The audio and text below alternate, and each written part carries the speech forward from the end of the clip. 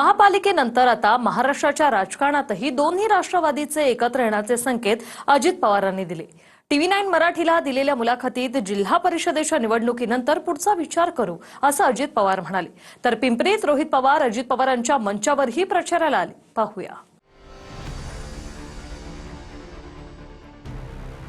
पुणे आणि पिंपरी चिंचवडमध्ये दोन्ही राष्ट्रवादी एकत्र आल्यानंतर आता अजित पवारांनी विलीनीकरणाचेही संकेत दिलेत। TV9ला दिलेल्या मुलाखतीत अजित पवारांनी स्पष्टपणे म्हटलंय की जिल्हा परिषदेच्या निवडणुका झाल्यानंतर पुढचा विचार करू असं ते म्हणालेत। पण मग दादा आलात तर मग ते एकत्र राहण्यासाठी असं आहे का? म्हणजे जसं ठाकरे म्हणतात की एकत्र आलोय एकत्र राहण्यासाठी। सध्या आम्ही फक्त निवडणुकीवर लक्ष केंद्रित केलंय, कारण ह्या नगरपालिका झाल्यानंतर ह्या आल्या कॉर्पोरेशन, आणि कॉर्पोरेशन झाल्यानंतर लगेच जिल्हा परिषद येणार आहे। बरोबर। आम्ही सध्या निवडणूक एक निवडणूक एवढंच सध्या टार्गेट पुरताच युती आहे। सध्या निवडणुकीपुरताच विचार आम्ही करतोय। निवडणुका संपल्यानंतर पुढचा विचार करू। तुम्हाला सांगू का, मी मगाशी पण एकाला सांगितलं की कोण कोणाचं कायमचं शत्रू नसतं, कोण कोणाचं कायमचं मित्र नसतं। ह्या गोष्टी घडत असतात। त्यावेळेसची तीव्रता आणि नंतरच्या काळामध्ये त्याच्यामध्ये ती तीव्रता कमी होत होत होत होत अशा गोष्टी होतात असतात। म्हणजे आता तशी तीव्रता कमी झाली आहे त्या सगळ्यामध्ये, भाषणांमध्ये पण दिसतं तुमच्या कमी झालेली आहे, संकेत मिळत कमी झालेली आहे, पुढे विचार करू म्हणून कमी झालेली आहे। भाषणात तीव्रता कमीच झालेली आहे। आता इलेक्शनचा माहोल चाललाय, लोकांची सेवा करण्यासाठी आणि या भागाचा विकास करण्यासाठी पिंपरी चिंचवड आणि पुण्यात आम्ही एकत्र काम करतोय। इथे आम्ही महाविकास आघाडी म्हणून ताकदीने लढतो। विशेष म्हणजे आता अजित पवारांच्या प्रचार सभेतही शरद पवारांच्या राष्ट्रवादीचे नेते हजर राहत आहेत। रोहित पवार पहिल्यांदाच अजित पवारांच्या बंडानंतर त्यांच्या सभेला ते हजर होते।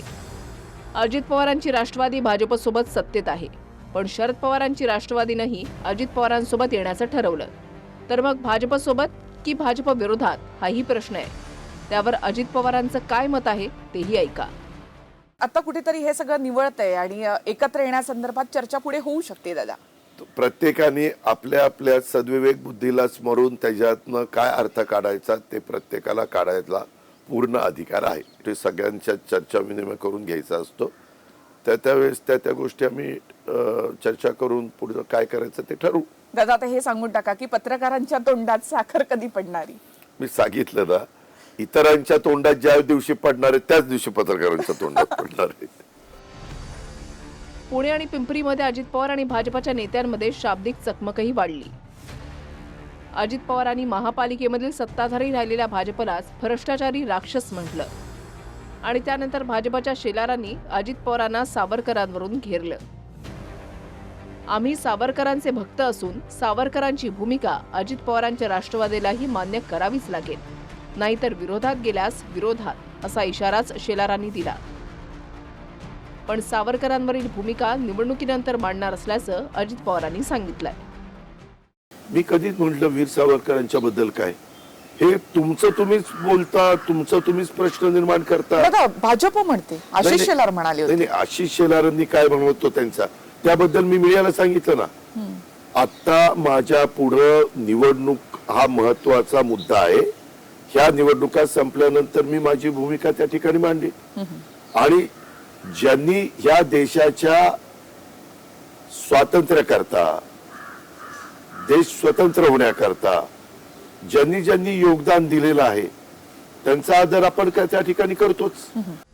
तर 70,000 कोटींच्या घोटाळ्याच्या आरोपांवरून निकाल लागायचाय असं बावनकुळेंनीही अजित पवारांना बजावलं। त्यावरही अजित पवारांनी न बोलणं पसंत केलं। ते खूप काही अभिमानास्पद नाहीये। शेवटी कोर्टामध्ये जे काही केस चालू आहे त्यातले जे काही निकाल येतील त्यावरच आपण पुढे जाऊ। शेवटी कोर्ट केस अजूनही विचाराधीन आहे, अजूनही कोर्टाचे निकाल लागले नाहीये, आणि एका महानगरपालिकेच्या निवडणुकीमध्ये महायुतीमध्ये मनभेद तयार करणे हे काही मला वाटतं योग्य नाही आहे। अजितदादा याचा विचार करतील। तुम्हाला आठवत असेल पाठीमागे देखील कल्याण डोंबिवली आणि तिकडच्या निवडणुकांच्या मध्ये शिवसेना आणि भाजप एकत्र असताना त्यांच्या ज्या निवडणुका झाल्या ते जबड्यातनं काढू अमुक तमुक अशा सगळ्या गोष्टी झाल्या।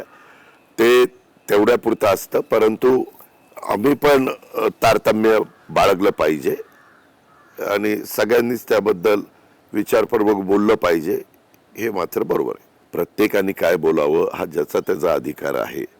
मी त्याच्याबद्दल जास्त काही स्टेटमेंट करू इच्छित नाही. जे बोलायचं होतं अजित पवार ते बोलून बसलेत. मात्र आता भाजपला प्रत्युत्तर देणं ते टाळतायत. विषय स्पष्ट आहे, महापालिकेच्या निवडणुका झाल्यानंतर भाजपसोबत सत्तेत राहायचंय. Bureau report, TV9 Marathi.